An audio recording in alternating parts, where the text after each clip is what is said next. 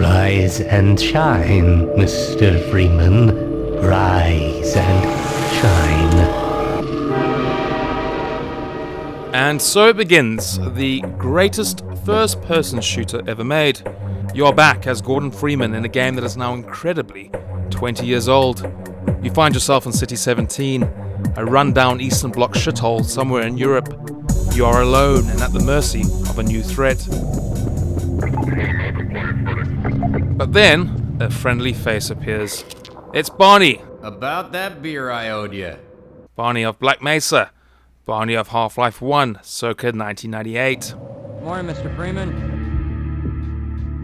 The time is right to revisit Half-Life 2, because it recently celebrated its 20th anniversary, and has been re-released on Steam with a suite of new features, including a developer's commentary mode and some nice graphical tweaks. So, what's the story all about? Well, while you've been in stasis, napping on the job, the world has been overtaken by an intergalactic force called the Combine, and shit's gone really bad. Like Half-Life 1, you don't get a gun to start. Instead, this introduction is used to explain the game's physics system to you. More on that later.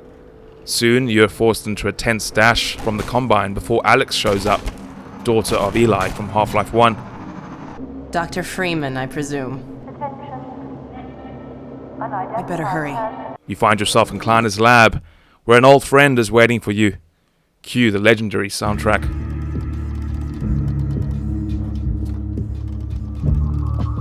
Kleiner wants to get you to the Resistance base, but he's got a dodgy teleporter, and you're asked to flick a switch. A nod to the first game, where you were responsible for the resonance cascade, which brought the aliens in the first place. The teleporter goes wrong, surprise, surprise, but you do get hold of a gun, a pistol that I still think ranks amongst the best.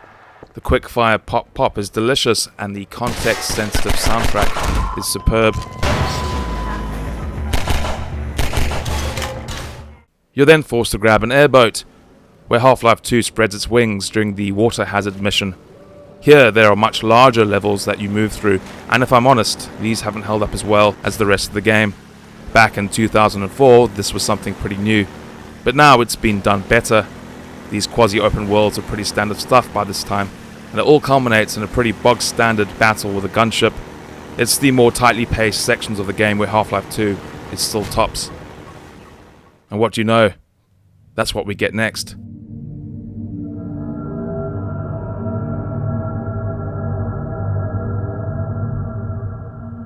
Yes, Half-Life 2 really gets going from Black Mesa east onwards. Alex introduces you to a new toy, and you play a spot of catch with the wonderfully named robotic sidekick, Dog. Armed with the gravity gun, the physics system can really be put through its paces. And Ravenholm is the perfect level to do it in. From what I've seen, this is one of those levels that was there from the beginning of development, and it shows it's probably the most memorable stretch of the game. The desire from the beginning was to create something that acknowledged that Half-Life 1 and the sequel had a huge debt to the horror genre, and so something straight out of Clive Barker's bedtime reading list was created. So much of Ravenholm is about using the gravity gun to expel zombies in weird, wonderful and horrifying ways. Those buzzsaws lying around? Well, they need to be shot straight at the nearest zombie's head, of course. Ditto for the traps that Father Grigori has put in place. Oh yes, good old Father G, a priest whose parish is the zombie-infested. Who is this? Another life to save? I'll keep my eye on you. Grigori takes a sort of manic glee in helping you navigate the town, and he was going to take a bigger role in the cancelled Arcane spin-off, also set in Ravenholm. In any event, this is a 45-minute slice of Half-Life 2 that feels extremely well thought out, and it becomes something of a game within a game, not to use your guns. As you go further into the belly of the beast, you start coming up against poison headcrabs, who hiss at you and take your health down to 1 in an instant. There are also the shambling monstrosities who carry these freaks on their back and toss them at you like a disgruntled Uber Eats driver. And the runners, clambering up the drain pipes. What fun. It all ends as you make a trip through the mines, grab a pulse rifle, and reach Highway 17. Highway 17 is showing its age. The rather Spartan levels, no doubt impressive at the time, don't hold up as well today. In fact, this level and Water Hazard are two of the weakest now, but were two of the most memorable in my mind when they came out. There's the puzzle involving the crane and the magnet, and some fun fights off the beaten track. But you're sort of repeating the same gameplay loop throughout. Drive, clear, obstacle, fight, drive, and so on. Easily the best part of Highway 17 is when the car is nowhere near you. No, you're crossing the underside of a bridge to flick a switch with a dizzying sense of vertigo. This bridge section still looks fantastic today, and Half-Life 2 shines the most visually when the level is kept contained and the team aren't having to render expansive vistas. The dunes and roads don't hold up quite as well today. With the car safely locked away, you have to navigate sand traps where you'll trigger waves of antlines if you touch the ground. This level is okay, but you can easily just walk through the dunes and shotgun blast the antlines to the face if you do trigger them. This is what I ended up doing because I'm sort of impatient like that. However, once you've gotten through sand traps, you're into one of the very best levels, Nova Prospect, and a level that I'd almost entirely forgotten about. The beauty of this section of the game is that you've got companions. Yes, the antlines are now friendly, all thanks to some creative storytelling, pheromone pods or something like that. In any event, they'll help you get through the Combine facility, a hellish, run-down jail that makes City 17 look like the Ritz. Honestly, this place is straight out of the Gulag Archipelago. In most games, AI companions are irritating, but the antlines feel strangely right, because they don't say anything, they just sort of hiss and snort their way through the prison, and take on the guards while you play Puppet Master.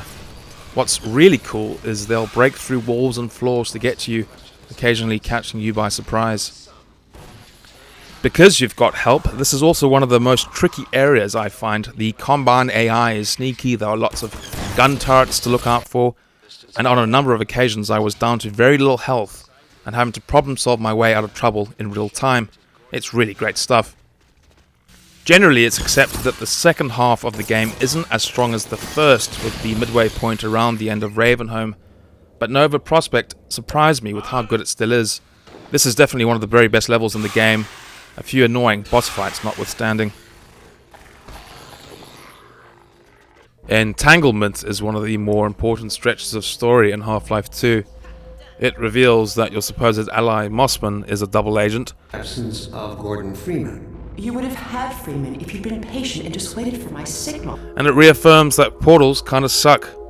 You and Alex travel to Kleiner's lab, but it takes a full week to get there, at which point a revolution has started on the streets of City 17. Kleiner's reintroduction into the story is amusing, to say the least. Entanglement is famous for its heavy story revelations, but also for its use of turrets. You can place these bad boys around the arena and get them to take Combine soldiers out. It's also one of the first times you get to travel through the game with Alex at your side, and according to the developer's commentary, this was the mission that helped inspire Half-Life 2 Episode 1, which of course takes place entirely with Alex at your side. Anti-Citizen 1 and follow Freeman up the ante, and you get into several skirmishes with the towering Striders, as well as fighting alongside Resistance Militia. You're back on the streets of City 17 again, though these slightly larger arenas do betray their age. Before long, you're in the Citadel, and here the spook factor is ramped up to 11. Stepping inside a transportation pod, you see the inner workings of the Combine regime. There's a lovely scene as you scale to the heights of the Citadel, as attack choppers head out into the battlefield.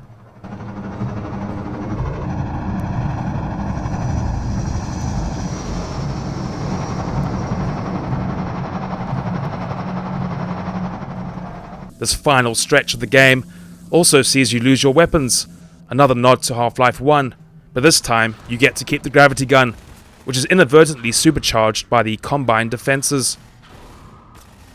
From this point forwards, you're a one-man wrecking machine, and it's satisfying to put waste to the Combine and Overwatch guards with such ease. Waiting for you at the end is the evil Dr. Breen, who tries to make a run for it, and doesn't fare so well. But just as the fireworks start, the G-Man is back. Really that time again? It seems as if you only just arrived. That mysterious figure from the start of the game, and he's off to put you in stasis again. So, why is Half-Life 2 still so good today, And what's new in the 20th Anniversary Edition? Well, let's start with that first. Right off the bat, the episodes are now accessible from the Half-Life 2 menu, which is a nice convenience. Graphically, the fire effects can be toggled between the original version and the version that was used for the episodes. I actually prefer the original. Valve has also gone back and made a slew of small little tweaks to things like fading out objects. The green glow from the G-Man's eyes at the very beginning has been fixed. There are higher detailed models, very high shader detail, etc, etc. All these small little incidental tweaks that you probably won't even notice, but just improve the game's quality of life. The game is also shipped with a developer's commentary mode. Now, this was a feature of the Chronicles of Riddick PC release back in 2004. It was definitely something that Valve took note of way back when, because they added it to the Lost Coast and the episodes, and now they've recorded commentary for the base game as well. Now, I was excited to play in commentary mode, but whether it's because of the 20-year gap or just the way it was set up, the recordings themselves aren't that interesting. They feel a bit wooden to listen to, they're definitely being read off a script, and frankly it's not as interesting as I would have hoped. The promises in a Half-Life game can take different forms. So, how does Half-Life 2 hold up after so much time? Well, as I said at the start, it's the greatest FPS of all time, and I stand by that. What's amazing is that the bulk of the game was made in the final year, once the team had figured out what they were doing. Valve games have always had remarkable pacing, but HL2 really ups the ante in terms of environmental variety and challenges. It's not as cohesive as Half-Life 1, as it no longer takes place in a single setting, but it's nonetheless the biggest sequel you would want. What's most impressive is that despite taking place in an entirely new country, it still feels like a Half-Life game.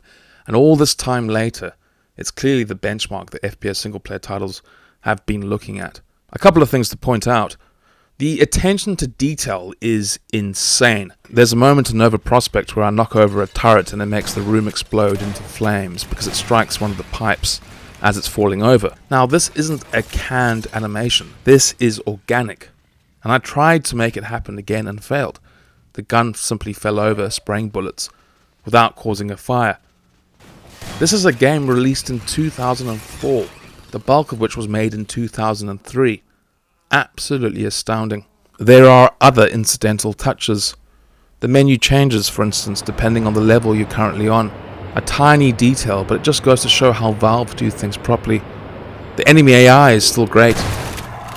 The guns feel awesome to use. The whole thing has just held up brilliantly. And I can't really think of another game that has aged as well. Maybe something like Grim Fandango, but that's an entirely different genre, and a game I'll talk about in another video. Finally, if you enjoyed this video, or a part of it, I'd appreciate your sub. Something like this takes a lot of time, not hours or days, but weeks, and I'm fitting it in around full-time work commitments. It's very much a passion project, and I appreciate the viewership. Until next time, happy gaming.